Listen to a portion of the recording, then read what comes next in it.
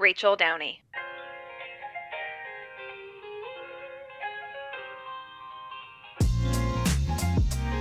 Entrepreneurial thinking sometimes tends to dissipate or vanish as soon as spreadsheets start rolling in. Instead of what made you great to get started, you get bogged down with administrative to-dos and bottom lines. In the early days, you don't always have a long-term vision to bank on. It's about being nimble, making quick calls, and diving in without overthinking. But as companies scale, everything else starts to slow down. Processes get more complex, and suddenly that entrepreneurial spark that got you going, it starts to fizzle out. You start seeking validation or permission before you press go. The companies that thrive, they maintain that entrepreneurial spark. They maintain that bias to action. And so, of course, as a leader of Share Your Genius, I'm seeking how we keep that entrepreneurial fire lit up and burning. And so I had to call Nick Smarrelli. He's cracked the code on how to keep that energy alive while you're growing. As a former tech CEO and now a professor and director of entrepreneurship at, I have to say, my alma mater, Butler University, Nick's philosophy is refreshingly simple. And when I say refreshingly simple, I mean you don't need an MBA to implement it. When I was thinking about how do we build a culture of entrepreneurial thinking as we grow, as we scale, I called Nick. And here's what he had to say. Your call has been forwarded to an automatic voice message system. At the tone, please record your message. Hey, Rachel, it's Nick.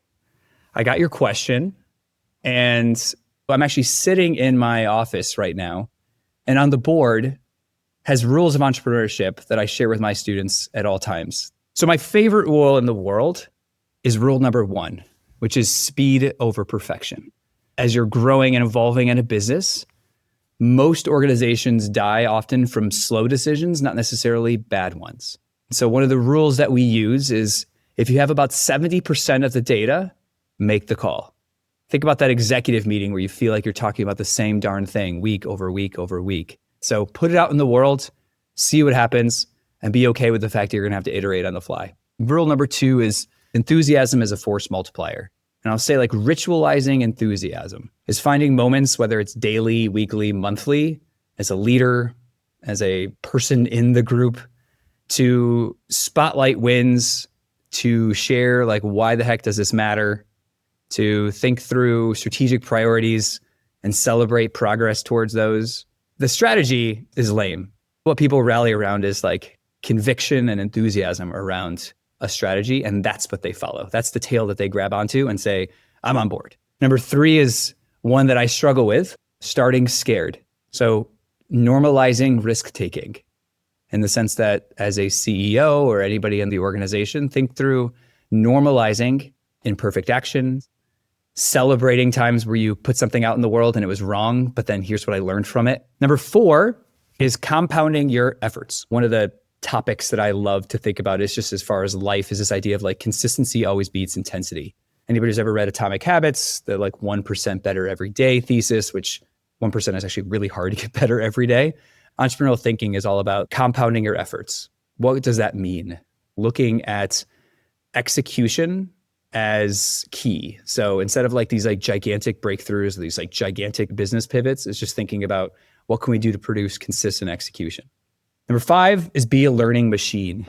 I think sometimes we think you go to college, you learn from your professors, and then you're all done. And it's like, I'm just going to hope that the world provides me with learning experiences versus flipping it on your head, taking some agency and saying, how do I figure out ways to create learning moments for me? And again, podcasts, books, seminars, joining small groups of people and using them as best practice sharers. Any of those things are ways and opportunities to learn.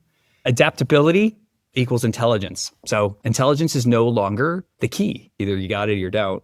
But adaptability is something that you can learn. The next one is slightly applicable to your question. How do you like own core capabilities of your business? How do you own a competitive moat? How do you create something that is uniquely your own and using that as a opportunity to be different? Next one is test small, scale big. I think oftentimes people launch things too quickly. In entrepreneurship, we call it the beachhead market. Number 9 is copy proven playbooks.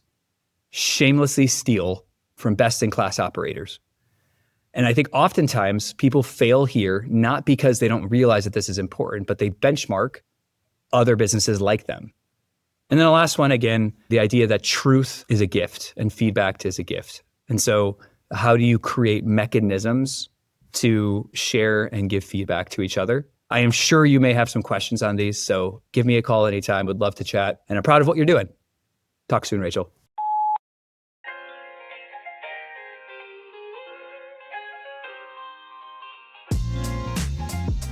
Thanks for listening. Want your podcast to do more? Subscribe to Genius Cuts because it's never just a podcast.